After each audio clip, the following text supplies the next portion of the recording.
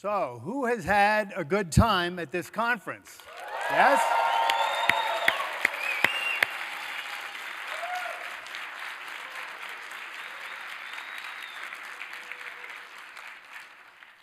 It feels good to be around people who take ideas seriously and want to live beautiful lives and want to think about what it means to do that, what it takes, what makes it possible, what ideas support that goal, which ideas contradict or undermine that goal, and how we can use the truths we discover there and put them to work so that we can flourish. This is a rare kind of environment that we have here, but it shouldn't be rare. It should be the norm. Everyone should be thinking this way. So what I want to talk about today is how can we talk to other people and think ourselves about what kind of philosophy supports this goal of living beautiful lives and loving our lives, and by contrast, what kinds of philosophies or philosophic ideas undermine or contradict them. And I don't want to try to sell you or have you try necessarily to sell other people on my philosophy or even your philosophy. That's not the purpose today. Now, I'm not going to hide my philosophical views. That would be impossible in the course of talking about things today. But my goal isn't to sell you on them. Rather, my goal is to zero in on the kinds of questions that we need to ask, that anyone needs to ask, to figure out which philosophy, if any philosophy, supports this goal of human beings living beautiful lives, loving their own lives, living in harmony with others. Did you guys see any fist fights here? Any brawls in the evening? Carl and Julie apparently had a couple. But setting that aside, things are complicated there. Setting that aside, right, so there's a harmonious feel here, in spades here, right? But that too should be the norm. And I think the reason it's not the norm is because people haven't asked the right questions about philosophy. So let's do that. Let's think about what kinds of questions we need to put our minds to understand which philosophies work and which don't. Now, interestingly, thinking, as Sahar Tartak brilliantly said in her talk today, thinking is question asking. I was delighted to hear her say that because it's exactly a line from my own presentation here. Thinking is question asking. When you are asking questions, you're thinking. And when you're thinking, you're asking questions. They're literally the same thing. You're saying, in effect, what is this thing? Or what's this theory? Or is there evidence to support this? Or do I need this thing? Or does this make sense? These are the kinds of things that go on when you are thinking. Let's zero in on that last question. Does this thing, does this idea make sense? What does it mean for something to make sense? Well, it means that the idea, the abstraction, makes it down to the sensory level. It makes sense. That's what it means for an idea to make sense. It means that the abstraction, whether it's love or justice or capitalism or whatever, that to know what that thing is, you're able in your mind to reduce it somehow down to sensory level. Right? In the case of something like love, it would be the accumulation of sensory level things like affection, kisses, hugs, smiles of enjoyment when people are together and loving their lives, people making love, things you can see, and all of those things add up or bubble upward with mid-level abstractions such as, valuing and things like that. But that's what it means to understand what love is. You couldn't have a clue what that phrase or what that term means if you didn't know actual examples coming down to the perceptual level of what this looks like. So thinking is question asking, and what I want to do is zero in on the kinds of questions that help us to make sense of philosophical ideas, whether they're ideas that we accept or ideas that others espouse, and bring them down to that sensory level. Another quick analogy about making sense that I think is very helpful here. What does it mean to understand an idea? Well, it means that you know the other ideas that stand under it and connect it to reality. You know the sort of hierarchy of ideas, the ideas that connect the idea to reality in your mind. And this is the job of good philosophy and good philosophers, is to know whether an idea connects to reality, and if so, how? What is that tracing? So what I want to do is zero in on questions about the various branches of philosophy. We're going to focus on the four main branches of philosophy. Those are metaphysics, epistemology, ethics, and politics. And I want to ask questions, and I'll define those as we go. I want to ask questions about these and just pose them, and we'll follow some of the questions. But in some cases, we're just going to kind of put them on the table and say, well, here's a question, and if you're going to accept this idea, you need to answer this question. And we'll do that for each of these branches. So metaphysics, and some of these terms are pretty big, but it's pretty straightforward. Metaphysics is the branch of philosophy that studies and asks questions about what is the nature of existence? What's the nature of reality, this place? Is there a reality? Or perhaps is everything we're experiencing just made up in the human mind in some way? Maybe it made up in a collective mind. This is actually the philosophy of Immanuel Kant. He holds that the reality we experience is just an accumulation of collective mind comings together that create the reality that we actually experience. We don't actually have access to an external world through our minds, so we collectively create that reality. So that would be a metaphysical position on reality. The one that we experience is made up by us, all right? Is that the case?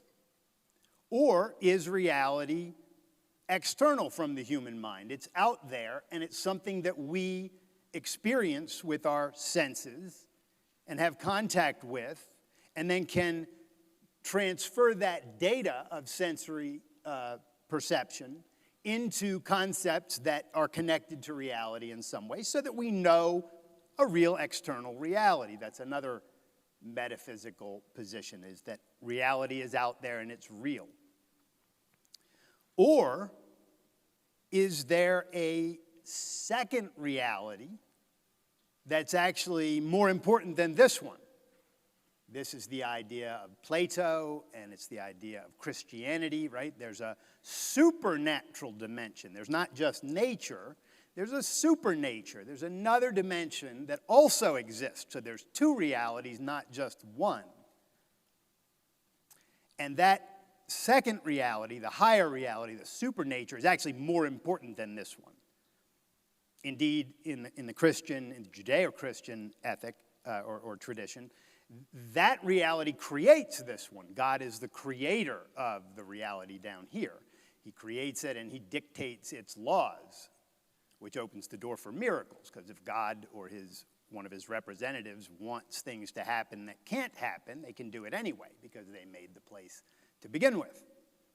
So that's another metaphysical position.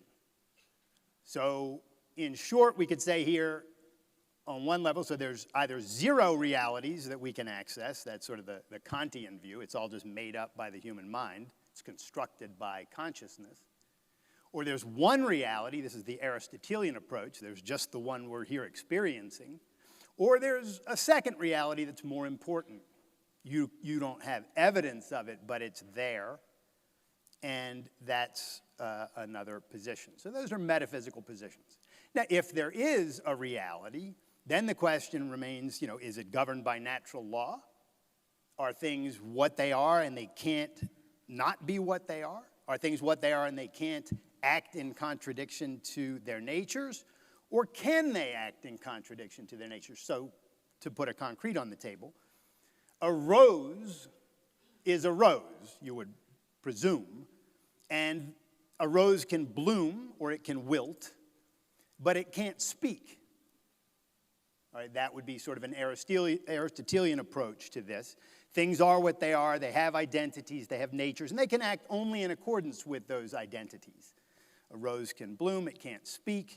A woman can dance or cook or be the CEO of a corporation, but she can't turn into a pillar of salt, as a woman does in the Old Testament. So that's one view on a metaphysical position here. Or is it the case that if society together collectively decides that a woman could turn into a pillar of salt, or maybe that there's even no such thing as a woman, that then becomes the case? Or is it the case that there is a supernatural dimension and the being there that creates all things true and proper and right and wrong and possible and impossible can say that a woman can not be a woman? A woman could be a pillar of salt or whatever. So again, it's the three sort of alternatives. Collectively, society makes up the rules, so anything goes there. Or there's one reality, it's external to us. Our mind's job and proper work is to figure out what those truths are, what the facts of reality are, so that we have those truths in our mind and can work with them. Or there's a whole other dimension that we've got to be concerned with that's actually more important than this one. These all are metaphysical positions. By the way, Aristotle said of Plato's view that there was another dimension. Plato called that the world of forms. I think Martin mentioned this the other day. Plato called that senseless duplication.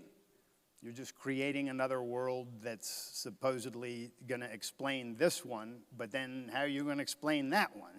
You're just complicating everything. Let's just figure out this world that we live in and not make up new ones, right? That was his view on this. So these are the kinds of questions that we need to ask. Is there a reality or not? Is it created by our minds, or is it out there by itself? Is it created by another dimension or a being in another dimension? How do we know any of this? Well, that brings us to the second branch of philosophy we're going to talk about, epistemology, which is the branch concerned with how we know. How do we know what's true? Epistemology is the branch that studies our means of knowledge, how we know what's true, and how we can test what we think is true to see if we're right about that. So it's got multiple layers to it. And this is very much, as you can see, directly related to metaphysics, because the question is, if we're trying to know about reality, well, one of the first questions is there one, and where does it come from, and how do we know, all of that? So they're intricately connected. It's kind of hard to separate these two. But metaphysics really is sort of, what's the basic nature of existence, the basic nature of reality, and if it has laws, what are they? Epistemology is how do we use our minds to figure out what the nature of that reality is, what the nature of things are, so that we have that knowledge for use purposes, which would bring us to ethics and politics. We'll get to those shortly. So in epistemology, there are, again, several major branches of, or major theories on this. Do we know what's true by observing things in reality with our senses, taking those observations and creating abstract concepts that refer to those things, cat, dog, bird, and then a higher level integration of those, animal, right? And then we have that, and then we can integrate that kind of thing with other knowledge like, mortality, death, life, flourishing, right? You can see how these are all sort of connected. Does human knowledge work that way, or does it work differently?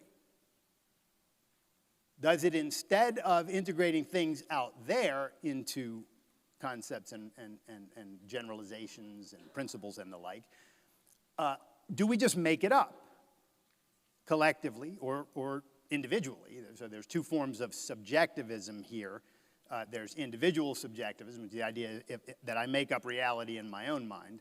And then there's collective or social subjectivism, which basically holds that no, we collectively as a group create the truths that we need and that we've got to abide by.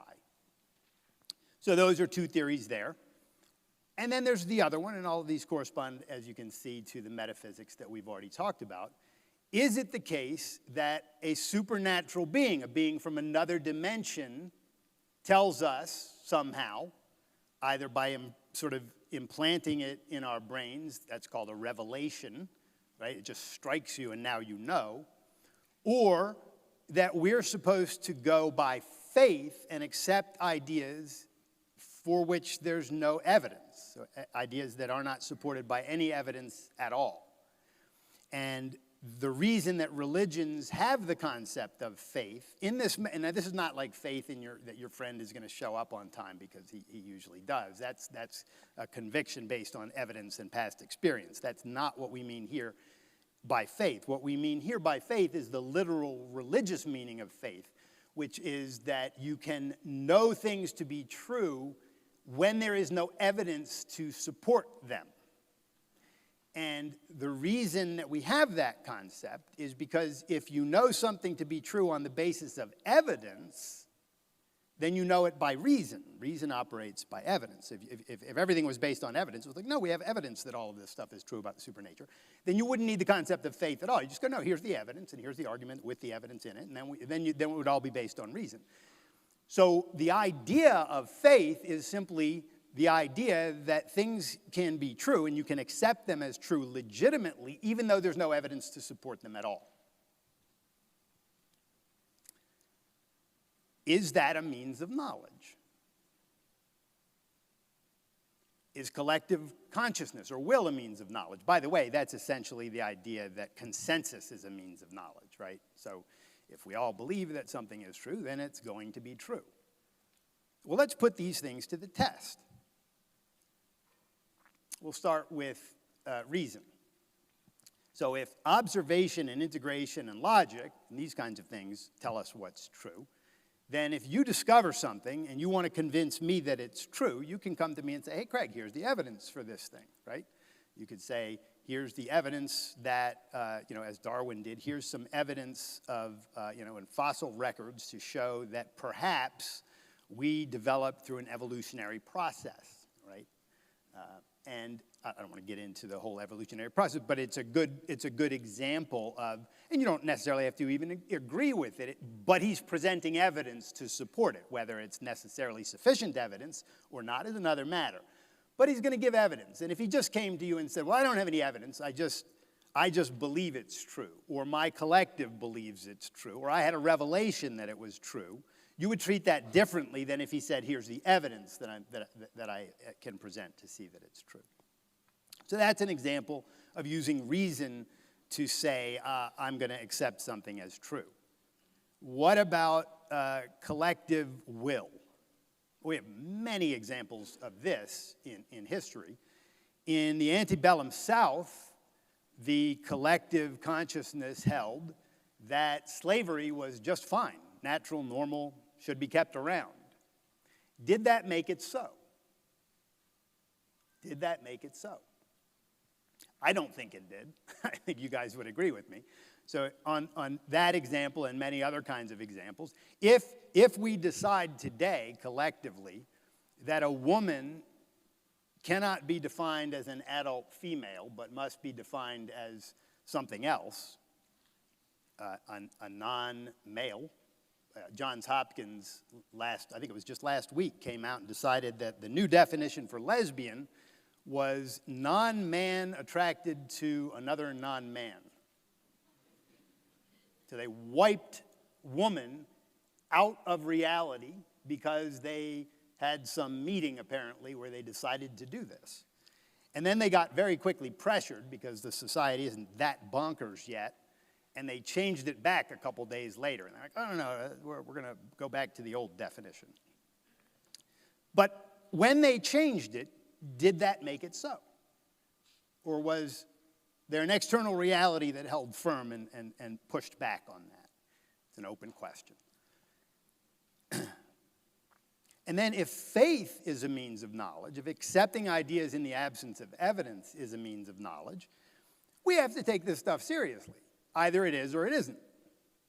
If it is a means of knowledge, then if a group of jihadists have faith that they should fly passenger jets into our skyscrapers, then they know that they should fly passenger jets into our skyscrapers. This follows directly. If faith is a means of knowledge, then it's a means of knowledge. You can't beat around the bush with this stuff. Philosophy is the business of precision.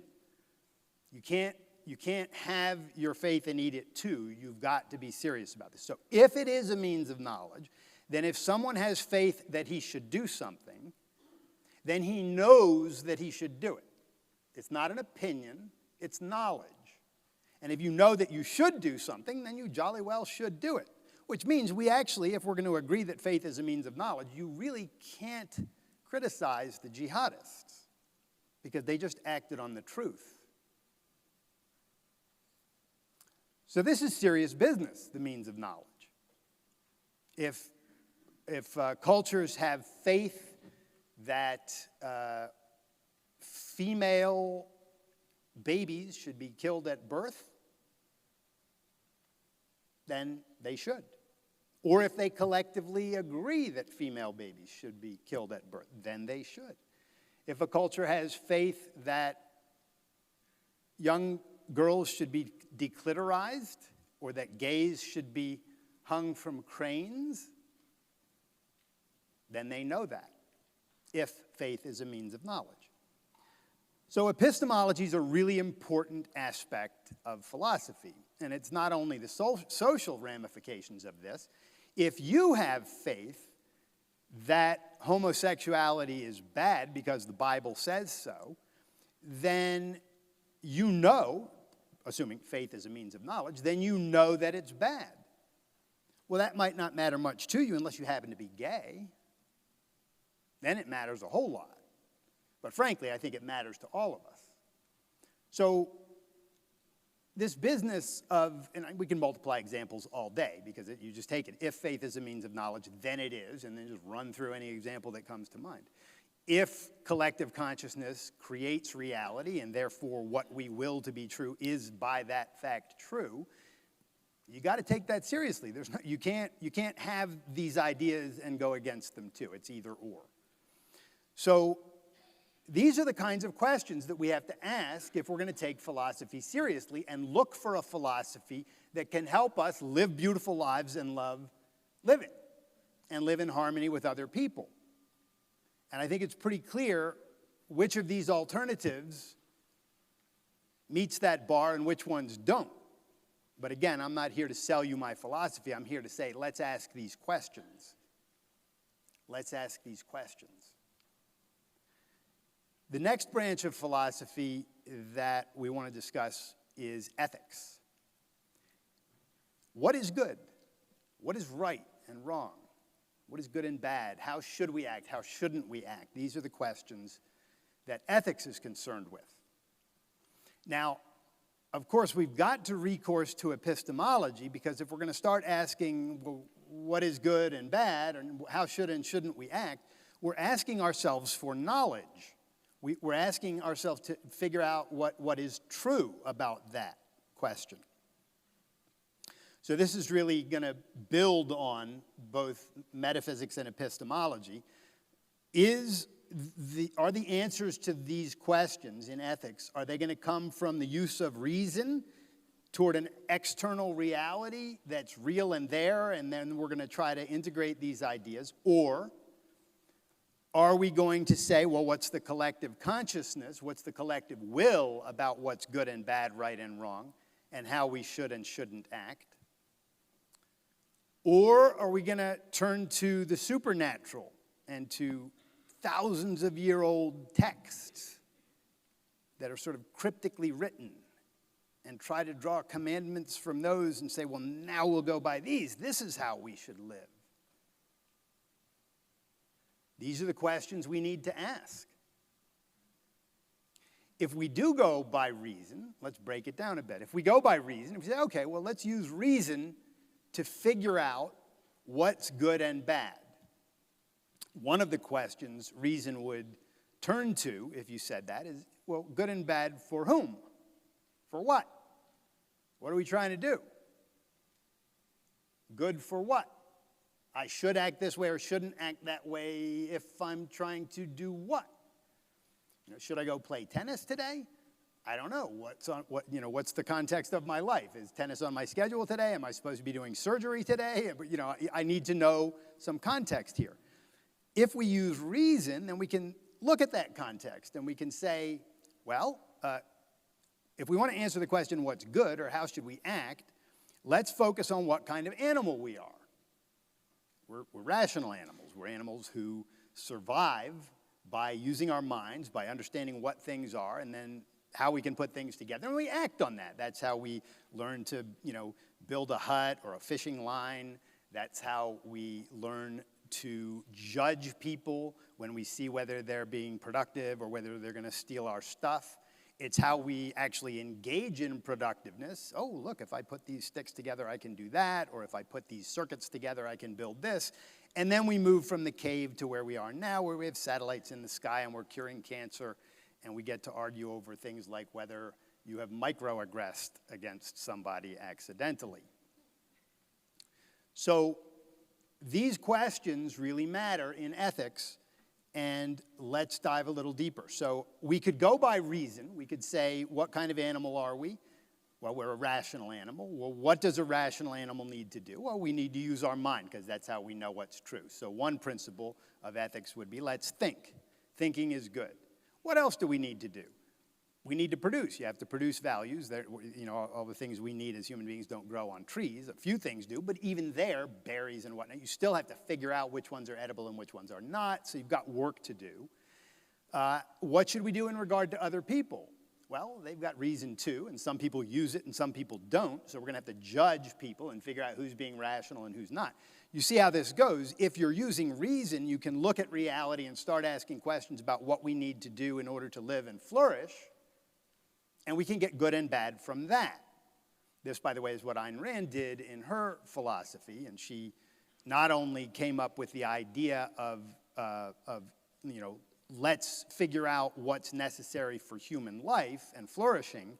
She also, prior to all of that, figured out that the factual requirements of human life are properly and logically the moral standard, the standard of moral value, the objective standard of moral value. This is a brilliant discovery by Rand, and she arrived at that discovery by, guess what?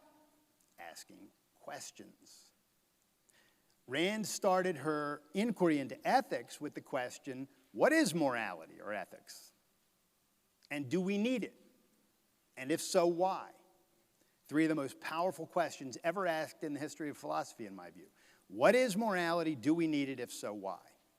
Think about where this takes your mind. Instead of taking your mind out into the world of ideas where people have, well, there's Christian morality and there's utilitarian morality and there's egalitarian, there's all these moralities, there's hedonism, etc. And which one of these is correct? Rand's questions don't go there. She says, what is this thing? Do we need it? And if so, why? The if so, why is a really interesting question, because if you need morality, then the reason why you need it is going to connect your thinking about morality to reality. The reasons, the facts about reality in your life that give rise to the need of morality, a moral code, something like, be honest and be just and think and have integrity. So going by reason can help us to connect our thinking to reality in this area, if there is a reality, right? So again, I don't want to sell my own philosophy too hard here, but assuming that there's a reality and assuming that our minds are efficacious and can reach that reality, if we use our minds correctly, then we can figure out what the facts are about the requirements of human life, and we can also figure out whether or not we need morality at all. And guess what? If we don't need morality, then there's no point in spending any time on this at all. We can just throw the thing away and forget about it. Reason tells us that too. So asking whether we need something is actually a crucial aspect of doing good philosophy. If you don't need morality, you don't need it, get rid of it. If you do need morality, then the fact that you need it is going to shed a lot of light on which principles support that need. This is Rand's approach. Or we could go to another approach, which is, well, there's not an external reality necessarily. It's all made up by us collectively. And how are we going to know what we should do? Well, we turn to the collective and we say, well, we'll take a vote. What is it that we should do? How should we act? And when you do that, you get all sorts of ideas, and it basically comes down to democratic vote. It's a consensus about what is going to be good and bad. Again, we have multiple examples of this throughout history. You have the antebellum South. You have the Soviet Union. They decided that the good is to have class warfare such that the bourgeois class, the business-owning class, is overthrown by the proletariat, by the worker class, and that the way that works is we rise up and take arms and make this thing happen, and then you have the bloodbath that is communism for a century. So we have these examples of what happens when we decide that the collective consciousness is going to dictate what is true rather than reason. So I think we can see the significance of this, but you can also see it at a personal level. Sometimes you may feel that you want to live a certain way. Say you're gay or bisexual or asexual, or you like to, play tennis and or swim, and the collective will says, well, we're gonna throw some curveballs in here. You might like to swim, young lady, but we just collectively changed the rules on what constitutes fair competition in women's sports. We're going to now let in some people who, well, we can't say they're not women because they are women, so we'll just throw the women thing out. Here are the new rules. This person is now going to compete with you, and she's bigger than you, and she's got some anatomical differences, but we'll set all of that aside because, well, we just decided this is how we're going to do things. That's collective ethics. That's collectivized ethics. We're just going to decide how to move forward about what's good and bad, right and wrong. So it's not just at the societal level or this mass level. This has an effect on people's lives. Like if you're a young girl who's been training and swimming since you were 3, and you're the top of your heat, and then a guy comes in and beats you and gets the women's trophy, that's real. That's destructive of a woman's life. It's happening. So that's another way that we could do it. Or we could go to the religious ethics. So the religious ethics, we also have a whole history to show how this works. And we have the books to show it, too. So if morality comes from God, and if we know that it's true by means of having faith that his word is correct, and that we should do everything that he tells us to do, then we can find ourselves very quickly in the place of Abraham, who was told by God that he has to kill his son Isaac, whom he loves. Now, on the religious ethics, if God tells you to do something and that it's good to do it, it is by that fact good to do it. You have to, again, you can't cheat this stuff. You have to take it seriously. You have to take it raw. So if that's true, then it was good for Abram to kill his son, and he should do it. And he felt that too, so he decided he would, right? And so he takes his son up on the mountain where he's supposed to do this, and he pulls out a knife, and he's just getting ready to kill his son, Isaac, and an angel comes down and says, God has changed his mind. You don't have to do this now. And I assume everyone was fairly relieved. But that's an example of this. But we don't only have to turn to the books. You can also turn to history. Countless people have been tortured and killed because they're either gay or they were thought to be a witch, because people had faith that, if somebody acts in this way, that makes them a witch. There's not evidence that they're a witch. It's faith. Faith as a means of knowledge and as a means of how you should and shouldn't act leads people to do all sorts of things, including flying jets into skyscrapers full of people. Again, you can't beat around the bush on this stuff. It's either or. Either faith is a means of knowledge. Either faith is the means of figuring out what's good and bad, what's right and wrong, how we should and shouldn't act, or it isn't. If it is, then anybody's faith in anything constitutes knowledge, not just knowledge about what's true, but also knowledge about what's good and bad and right and wrong. If someone has faith that homosexuality is bad, then it is, and so on. So all of this is really serious. This is why philosophy is so important to our lives and why it's inescapable. So that's where we are with ethics. You can either take the position that, well, reason is efficacious. It can help us understand the world and what human beings are and what our needs are, and how to codify those needs into principles of action, like, use your mind, be rational, be productive, produce things so that you can trade them with other people, be honest, don't fake reality, don't pretend that things are other than they are and try to get things from people by doing that, because then your mind is separating from reality. You're pretending that something is what it isn't, and that literally disconnects your mind from reality, and that's not good for you. There's all sorts of examples that we can give on this, but the fact is that if reality exists, and if your reasoning mind works, and if you keep that mind connected to reality by using reason properly, and if that's your means of figuring out what's true and false and good and bad, you can actually build an ethical code that's a science. It's just facts. What are the factual requirements of human life? Let's figure it out. You'll look at reality and figure out what they are. People need all sorts of things. They need food, clothing, shelter, medical care, right? Those are the physical needs. They also need spiritual things. They need self-esteem. They need purpose.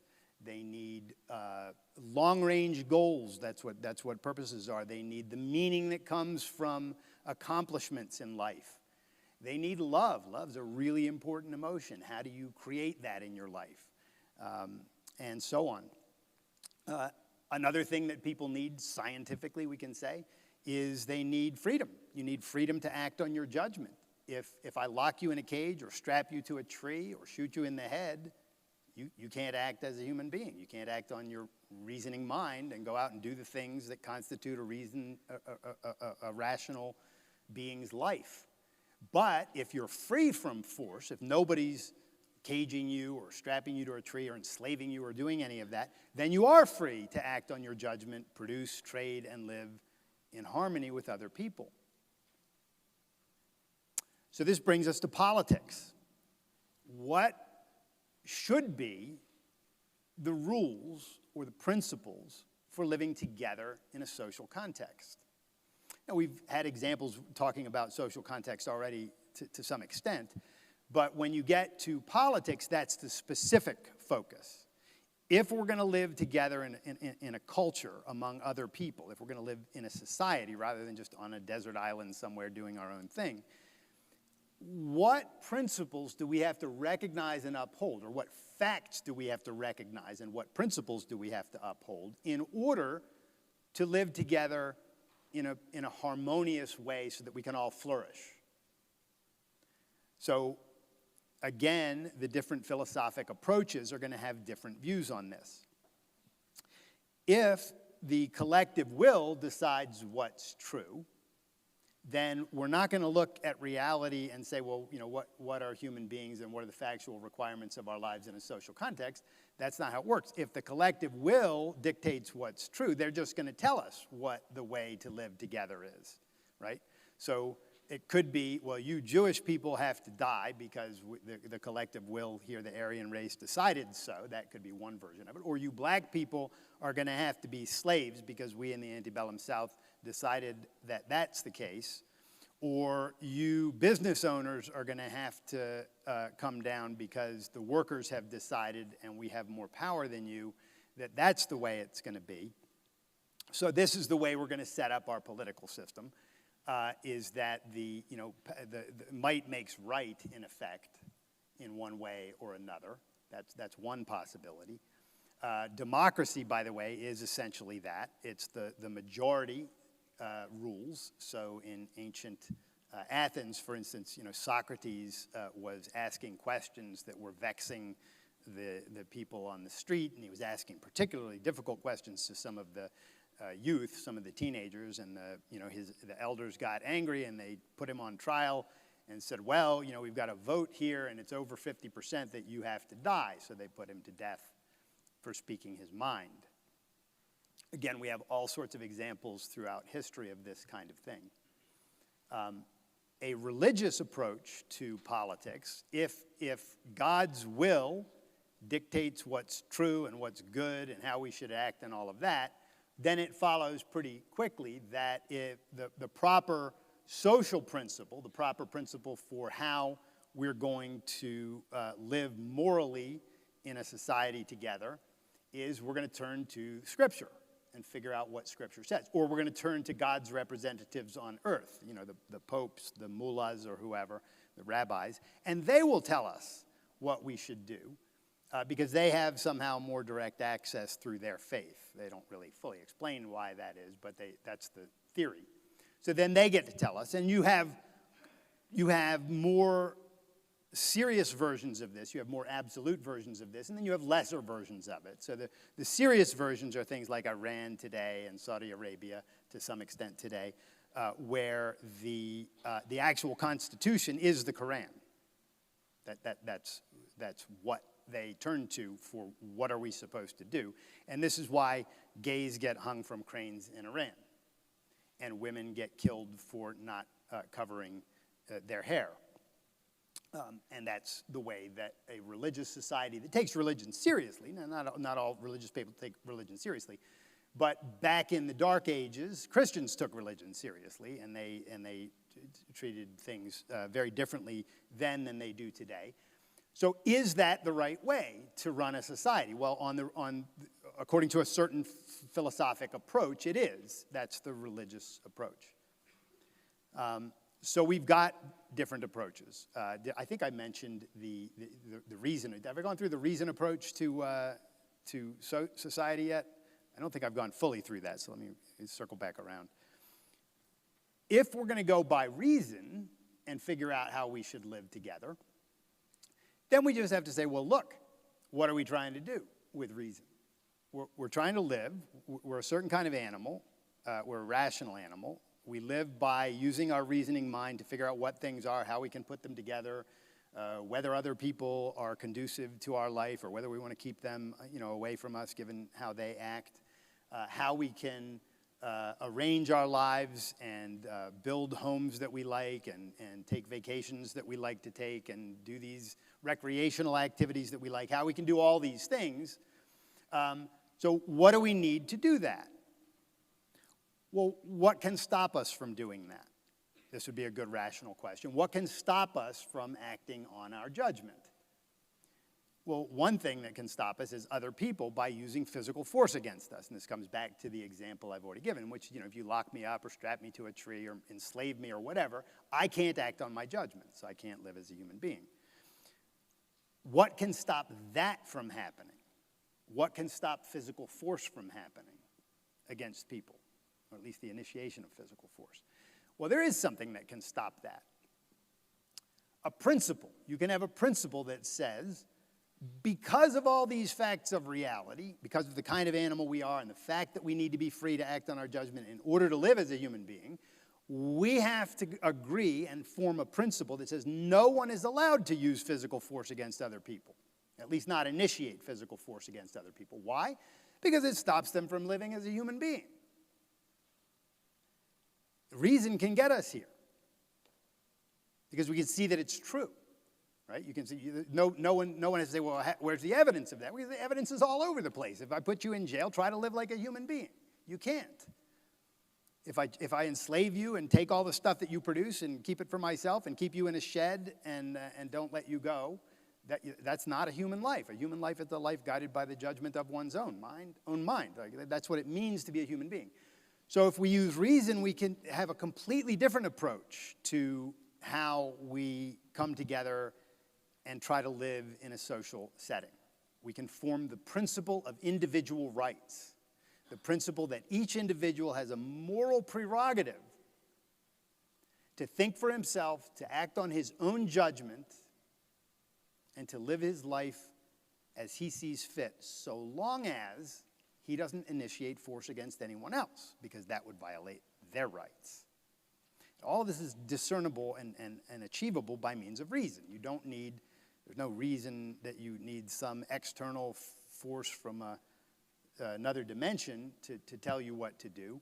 According to reason, you don't. You just figure it out by looking at reality, forming concepts to support what you're, to reflect what you're observing and to group things together that make sense, to group together.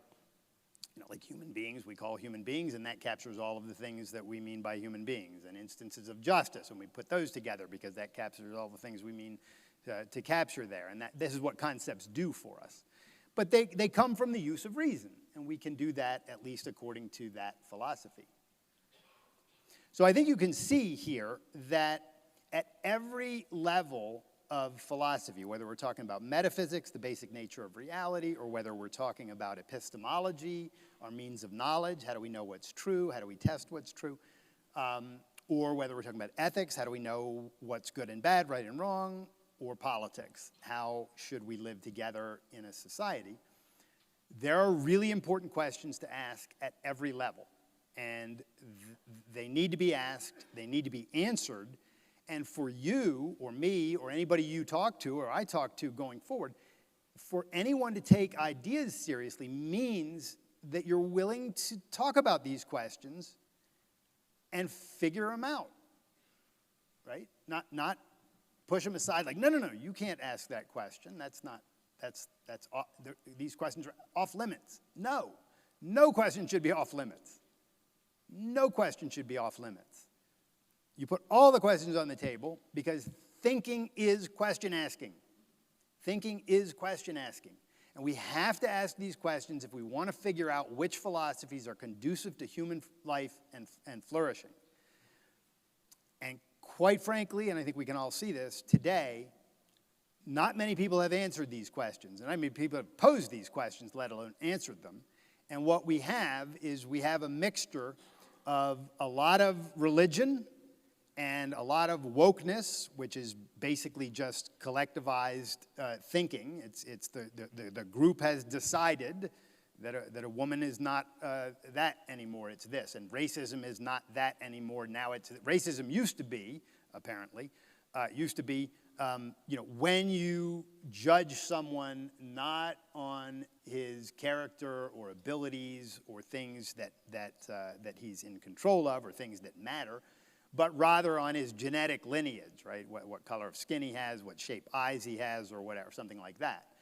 But not anymore, apparently, according to woke, because they changed the rules just by vote, right? It's just like now we decided that instead of racism being that, instead of it being colorblindness, a la, Martin Luther King, instead it's going to be, if you're white and have power, you're a racist, and that's the only way you can be a racist. And if it's true that societies can just, remake reality at will, then you got to take that seriously. Then that's true, and we have to deal with that. So in all of these instances, I think there's essentially three approaches. There really is essentially three. There's a fourth, because you could say, I've left out of this the personal subjectivism approach to things, which is, if I believe it, it's true.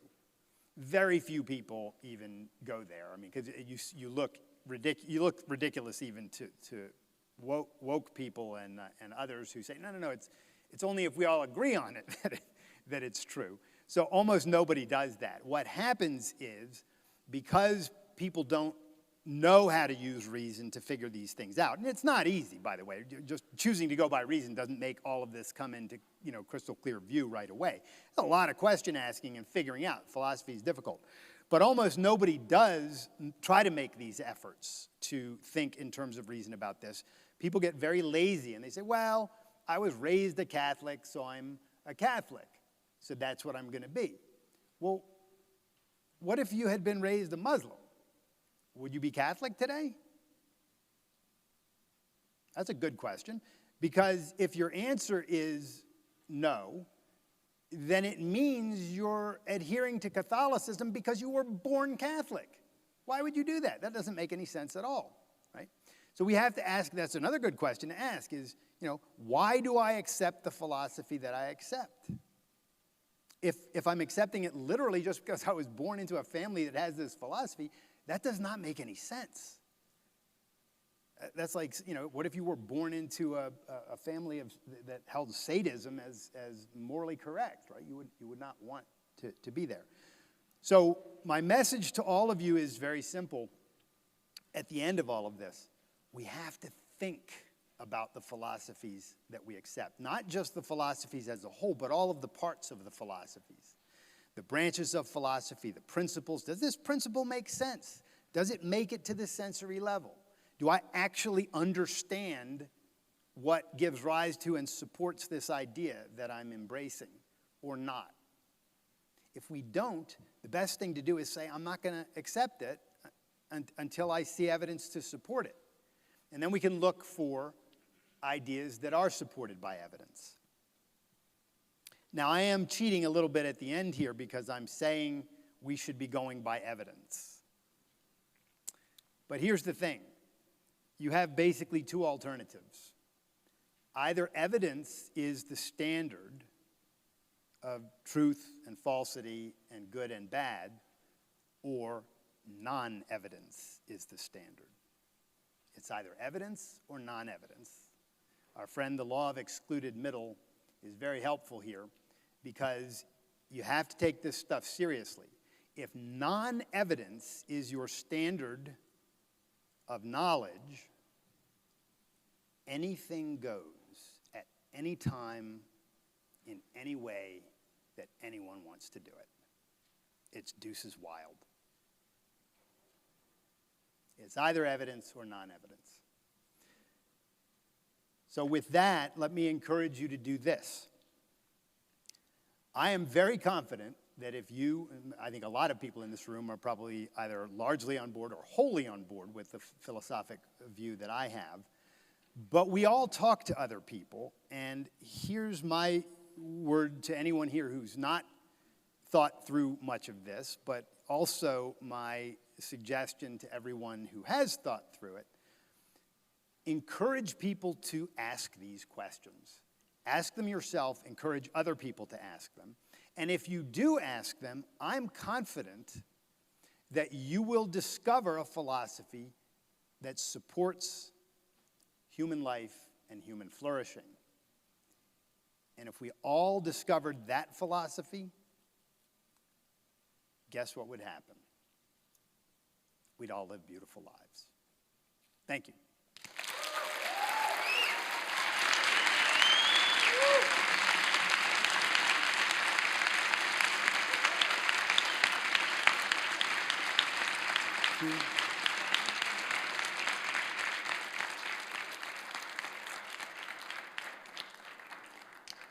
Yes, let's make sure we have very short question periods, so 30 seconds per question, please. Thank you. Thank you for the great talk. How does reality reward a person who upholds a reality-oriented rational philosophy in a society that does not reward him? How does someone uphold a reality-oriented philosophy in a society that does not reward it? Yeah. Or reward him for it? Yes. Yeah, I mean, if you're in if you take it to the extreme, if you are in North Korea today and you discover objectivism and say, well, I want to live as an objectivist now, you can't. So you can't if force is being used against you. Now, it could just be social pressure or it could be force. So let's take them in turn. If it's force, you just can't. If you come out, if you say, well, if you're in Iran and you say, well, I'm gay and I want to live as the person that I am, so I'm going to go out in the street, I'm going to tell people, look, I'm gay, I'm coming out. You'll be dead in short order. So you can't do that. You just can't. If instead what you mean is, what if I want to live rationally and I try to do that and people scowl at me because of it and they don't like me anymore? I say what I think Sahar said this earlier, and I know that Kaya said it in her breakout session talk, which was wonderful. If you've got friends who don't want you to be you, or if you have a culture of people who don't want you to be you and don't accept you for who you are, you have bad friends. You have a bad culture of people. Find other people. And if you live in a country where you can't live properly, get the hell out of that country or overthrow the government. But I think those are your two alternatives, right? So, Thank you. Thank you very much, Craig. It was a very nice presentation. I always love to hear you speak. What advice would you give for, in many countries, it's becoming very dangerous to talk about tolerance and freedom and all those ideas. What advice would you give for people who live in these countries and to better defend liberty and tolerance and reason? For people who live in these countries where it's very difficult to talk about those things? Yes. Yeah, I mean, in a sense, it's the same answer that I just gave. Like, if you're in a country where you cannot speak your mind, first of all, if free speech is off, if like you can get imprisoned for speaking, I think you really, then you're in a de facto war, whether people accept it or not. You're at war with your government, right? They're telling you you can't speak your mind, and so you're at war. And when free speech comes to an end, you're at war, so you have to pick up guns, in my view. And I advocate quickly and very aggressively and very efficiently picking up guns when that comes around. Don't waste any time. You kill the bad guys. So, for instance, in some place like Iran today, they should simply kill the mullahs and all of the leaders in the government immediately, in my view. Now, they don't have the will to do that, so they're not going to do it, but that's the correct thing to do. What should happen in a case when Russia invades your country as it has invaded Ukraine? You should go and kill as quickly as possible, mustering all the support that you can, the guys who are coming to kill you. And you just do it. Now, if you're not talking about that, if you're talking about something less than that, maybe you want to stick around and try to change your culture. That's where we are in the United States. The United States is far from perfect. We have all sorts of problems, so we're trying to change it. But we still have free speech, so we're not at war. And that's really the dividing line is free speech. Yeah. Thank you very much. Sure thing. Craig, great talk. Thank you. I have two small questions. So how is it, do you think, that so many people who espouse such bad philosophies also seem, some of them, to have such positive sense of life? And do you think that it's easier to reach people like those, or is it easier to reach people who have a bad sense of life because they can see more of a contrast once you get going? Yeah, interesting question. So how is it that people who have bad philosophies can have a good sense of life, and how is it that people who have better philosophies can have a bad sense of life? And I have really seen both, so I know what you're talking about. And who's easier to reach. I don't know who's easier to reach, although the people who have good philosophy don't so much need reaching because they've already got the good philosophy. What they need is to sort out more psychological issues as to why they have a bad sense. A sense of life is this sort of preconceptual, fundamental view of the world, sort of about the nature of life and whether things are essentially good, whether it's an optimistic view of the world and the possibility of achievement or a negative, pessimistic view of that. And so I would say it's easier to reach the people who already have discovered the good ideas and then talk to them about, hey, look, it's difficult to make the good ideas work in your life such that you change the psychology that you have that comes from, the moment you could talk, people were shoving altruism down your throat and telling you have to accept things on faith and saying you do it because I said you have to do it or whatever, right? You get all of that. And after decades of that, it's really hard to undo all the crap that's been put into your head. So that's what has to happen there, is some undoing. For people who have good senses of life, but bad philosophies, and I go out dancing a lot. My wife and I love dancing, and people who dance tend to have wonderful senses of life, and then some of them have the worst imaginable philosophies. So you can understand that. And I think the thing to do there is you want to tap into their good sense of life and say, look, why is it that we love dancing so much? Wouldn't it be great if the whole world could enjoy this kind of glee and joy that we have here? What would it take? And then you do the backtrack through, you reverse engineer a little bit. One of the reasons we, for this conference and at OSI generally, talk about freedom and flourishing all the time is because we call them the master values. They're two values that, unless you're psychologically messed up, you want to flourish. And unless you're completely ignorant about what flourishing is, you recognize to some extent that you need to be free to act on your judgments so you can do that thing. You can meet people there pretty easily. And that's why we have this conference this way, because people are like, yeah, I want to flourish, and I like the idea of freedom. Great, let's talk about the ideas that support that. That's the exact thing that we do here, is that sort of reverse engineering. So I think that's a good way to do it. Okay, thank you. Yep, you're welcome. Craig, so I am a philosophy major from Brazil, and being interested in Ayn Rand's ideas, I noticed that he devotes a lot of her time discussing Aristotle. I was thinking if you know some other thinkers, like besides Aristotle, which actually correspond to Ayn Rand's ideas, because it seems there is a huge gap between, Aristotle and then thousands of years later, Ayn Rand. Great question. I have a great answer for you. So Objective Standard Institute regularly holds courses that are titled Ayn Rand Integrations. And what we do in those courses is we bring in other thinkers, whether Aristotle or John Locke or, who else have we done? Adam Smith recently. I think we did Frederick Douglass. Have we done Frederick Douglass yet, or he's on the roster? Okay. But what we do is we bring in a bunch of other thinkers, and we talk about their ideas and Ayn Rand's ideas, and we look for integrations or significant differences. And in doing that, it's really helpful, both in understanding both of the thinkers' ideas. We did Epicurus recently. That was another one, I think. Timothy Sandifer did that. And we bring in different experts on the particular thinker that we're going to compare with Ayn Rand's ideas. So it's really, really nicely done. Look up those courses. That's a great way to do it. Okay, thank you. Sure thing. Hello, Craig. Thank you. Just following his question, is there a way to conciliate Ayn Rand's reasoning to the empirism of Scottish Enlightenment like David Hume, or are they really antagonizers? So John Hersey, the managing editor of the Objective Standard and a fellow at Objective Standard Institute, wrote an article on Thomas Reid, who is of the Scottish Enlightenment, and that's a really good article in which he gets into that.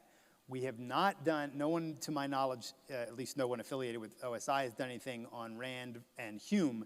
They're there's almost no integration there at all. There's a lot of integration with Thomas Reid, and that's why John did that. And it's a beautiful article. I recommend looking that up. We only do the integration stuff about Rand if there's substantial integration, because if they're just like, and we maybe one day we'll do instead of Ayn Rand integrations, we'll do Ayn Rand what would be the opposite? Separations or something like that, and maybe we'll do something on Rand versus Kant, and Rand versus Hume and people like that. But that would be a versus, not an and. But good question. Thanks. Thank you. Well, I'm wondering what happens in the case that you build your faith. And I want to illustrate my question. I look for the word faith, and etymologically... For the word what? Faith. Faith. Got it. Yeah. Etymologically, it comes from the Latin loyalty or trust. For example, I can be loyal to libertarian ideas, so I have faith in them. But, well, maybe I'm wrong, but putting it in this way, don't you think they could complement each other? I mean, through reason, I have faith, instead of being opposite? So good question. And what I think you really need to do with the word faith, and you have to do this with a lot of words, is you have to make sure that you don't have two different meanings packaged together under one term such that it just confuses your mind when you try to use it. And Ayn Rand called that a package deal when you do that. So for instance, if you use faith to mean two things, rational conviction, so you say you have faith in libertarian ideas, and let's just say that by that you mean something like people should be left free to act on their judgments so they can live, all right? So you have faith, if you're saying, I have faith in that idea. I don't think faith is the right term there, because you have rational evidence to believe, that people need freedom in order to live. So if there's evidence for it, you're accepting it really on the basis of reason.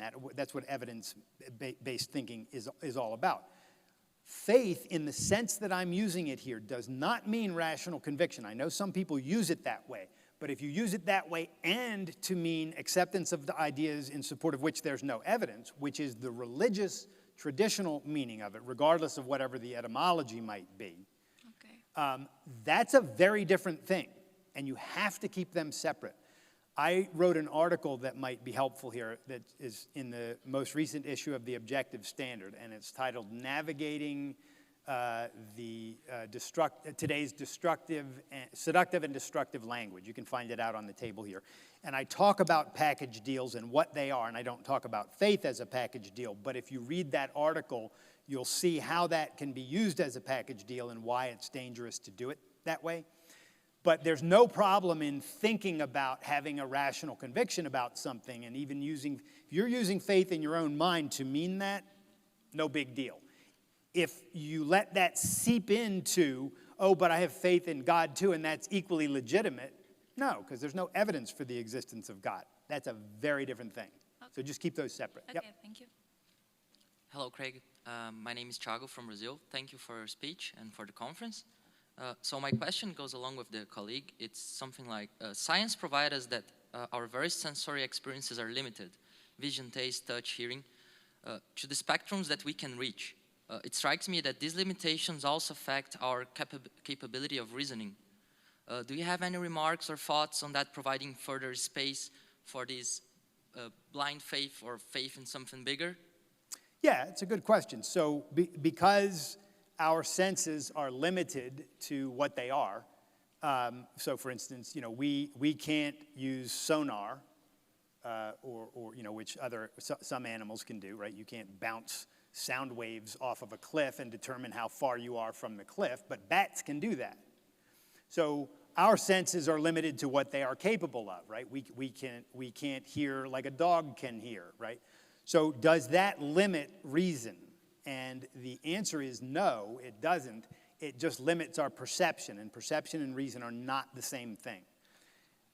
We are able to perceive only that which we can perceive, but because we can use abstractions, and because we can test things and see cause and effect consequences, we can discern that certain things exist even though we can't see them. For instance, atoms. And we can understand gravitational fields and things like that we can't perceive, but that reason enables us to access. So I don't think that the proper way to think of this is that reason is limited. Reason is the thing that enables us to use the senses that we do have to understand things beyond the sensory level. And that, in fact, the entirety of reasoning beyond the sensory level is an example of that. The fact that we can hold abstractions like, everything from sarcasm to, black holes, right? You name the abstraction, and these are things that we can't necessarily perceive, or that certainly are not at the perceptual level, but reason can access them. And I don't think reason is limited. If there is something in reality that has identity and that can have a causal effect on our world and our lives, my understanding is and my belief is that reason can access that even if we haven't accessed it yet. Okay. Thank you. Thank you. Last question. Thank you. Thank you. Hi, Greg. Luis Santis from Guatemala. Just a quick question. Is there a way to have a spirituality being an objectivist? If so, how? Yeah, can you have spirituality being an objectivist, and how? Not only can you have spirituality being an objectivist, I think the only way you can have legitimate spirituality is by means of a secular, rational, objective philosophy. Because think about what spirituality, thank you. Spirituality is simply the values that pertain to consciousness and to our emotional faculty, right? So to our knowledge and our values, right? Well, those are real. For those of you who don't know objectivism, I'll just point something out about Rand's philosophy that's really notable. Rand says, in effect, that there are 3 cardinal values that human beings need in order to understand the world and achieve their goals and live beautiful lives. And those 3 values are reason, purpose, and self-esteem. Have you ever touched, tasted, or kicked any of those things? Yes. No. Why? Because they're all spiritual. Yeah. None of those things are physical. Reason is not a physical thing. It's a process of thinking, right? It's a faculty that we have that we can use, but it's not physical. It's not the same thing as the brain. Self-esteem is not a physical thing. It's a conviction that you're capable of dealing with reality and worthy of success in this world. And it's something you earn by demonstrating to yourself that you're capable of dealing with the world and that you're worthy of success because you exert effort. Likewise for purpose. Purpose is not a physical thing. It's basically the goals that you have in life, the aims that you're pursuing in life, the reasons why you do things, right? None of those things are physical. So I wrote an article titled Reclaiming Spirituality for Lovers of Life. You can read more about my thoughts on that there. And I gave a lecture either last year or the year before titled something like Secular Spirituality. It was at one of our TOSCons, and I had more information on that there. But the bottom line is that if by spirituality we mean things pertaining to consciousness and the non-physical parts of human beings, all of that is natural. There's nothing supernatural about that. My self-esteem, reasoning, and purpose are not in some other dimension. They're right here with me. So yeah, that's the place to find them. What we need to do is realize that, and here's how to become a more spiritual being, in my view. Now, this will be my last point. Understand that spirituality can't have any other meaning but these non-physical elements of human life. What else would it mean? Point to another thing that it would be. If somebody says, well, there's God, there's no evidence for God. There's evidence for the things I'm talking about. We're using them right now. There's the evidence. I'm using reason. You're using reason to figure out whether I make sense, right? So we know they're real. That's real spirituality. And then find people who recognize that fact and who want to celebrate the values that are born of this thing. Who was here for this music last night when the string quartet was playing this? I mean, this was magical, yeah. So this, or you read a novel and you just get moved by it, or you watch a beautiful movie, or if you love sculpture, you go view a sculpture. These are spiritual things. And getting together with people you love and doing things you love together, and the values and the camaraderie and the love of life that comes from that, that's all spirituality, and none of it is supernatural.